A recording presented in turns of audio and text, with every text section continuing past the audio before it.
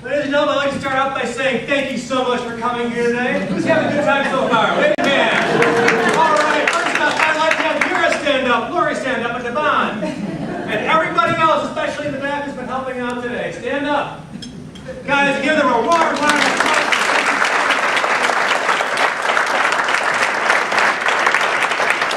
Many of you know I've been dropping around the table to say hello and pretty much bothering people. But what I've come to realize over the years is project management people are great people to know.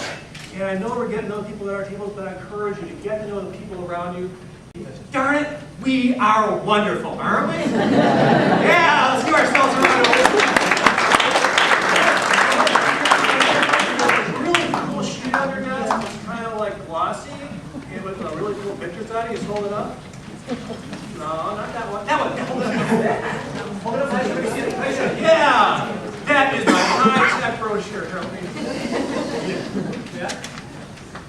This is what we're going to speak to you for about the next 4 minutes. Of course, the last 2 minutes didn't count. Sorry. Okay. I started having, as I said already, I do teach in a graduate loan program at a very well-known university. In fact, we have the largest graduate program in the United States, and that is the University of Phoenix. We have 250,000 people. And I just started doing casually one day, I started saying, what do you guys think? What do my students think is the most critical thing in leadership? Because not only are these our leaders, they're kind of sort of leaders today, or else they wouldn't be in an MBA program, but they're going to be driving change tomorrow. So what is the most important thing? And I accumulated several different items, and it kind of surprised me about, what they felt a leader should be doing and can do to achieve value. So after making a long list, synthesizing it, talking to people, narrowing it down, I made it say, you know what?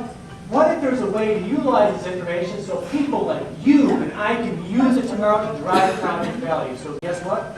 Armed with this knowledge, I went to work the next day and started trying some of this stuff. And guess what? My emails went down. Who would like that? Guess what? My meetings went down. Quality per meeting went up. People knew what they were there for. They came prepared, and guess what? We got stuff done. Isn't that a good thing? And guess what? Our projects added even more value. Our projects tend to run under budget, which is a really, really cool thing. But the bottom line is, what of those things can I actually share with you in just a couple minutes? I shared the whole list. Guys, sorry you weren't there. I just shared this at PMI in Indiana. They got the whole list. Sorry, you're getting the abbreviated version, just getting one. Sorry. But the one we're going to share today is vision. Vision is at the core of your organization. It tells what you're going to do and why you're going to do it. Why do I think this is important? Because those project managers in Indiana, they even work on nuclear power plants. When I gave them the survey to see how effective of leadership they are, they did not get very high scores in terms of leadership. And why is that, ladies and gentlemen? I see you nodding, you know what I'm going to. We are driven by process. We are bound by budget, time, cost, and quality. And once, ladies and gentlemen, you can actually get beyond that, you start to provide value. And one way to do that is with the vision. So first off, the vision is like a GPS. What a GPS will do is tell you where you want to go. Now, is anybody here in PMO or a leadership role, C-level? Raise your hand. How would you like to have less escalations coming your way? Yeah, if people know where they're going, there's going to be less people coming to your desk trying to get direction. A vision can provide a way to go. So what's an example of vision? Well, one of my students, they make hearing aids for veterans.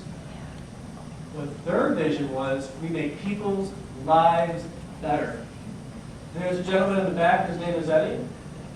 One of his business is videography. Eddie, do you have a vision statement? Message to the world. See? And once you have that and you push it down your organization, you get people to act on it, they know better where to go. In fact, does anybody know what scope is? Yeah, you guys know exactly what scope is. What vision will do is help you have a macro level of scope, so if something comes in and it makes a lot of sense, you do it to the very best of your ability, or throw it away.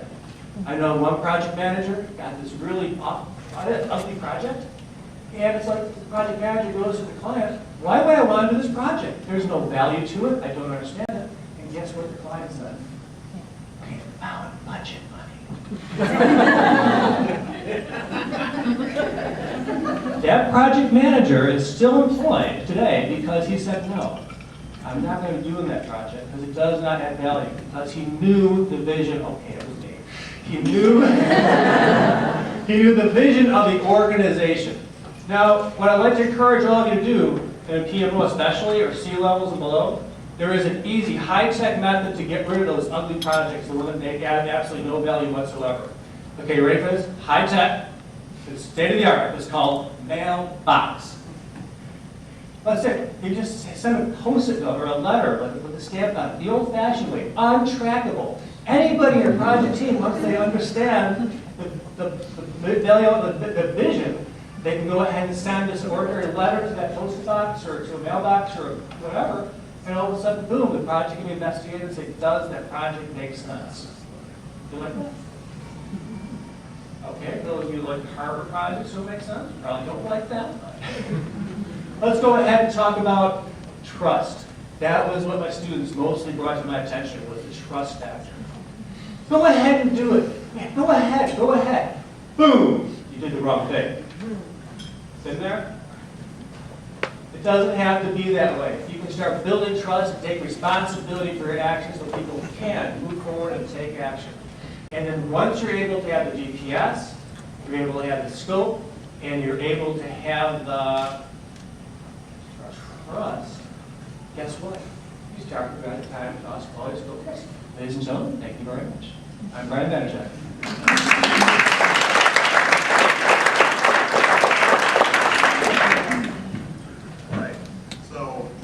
Brian just laid the foundation for how we can look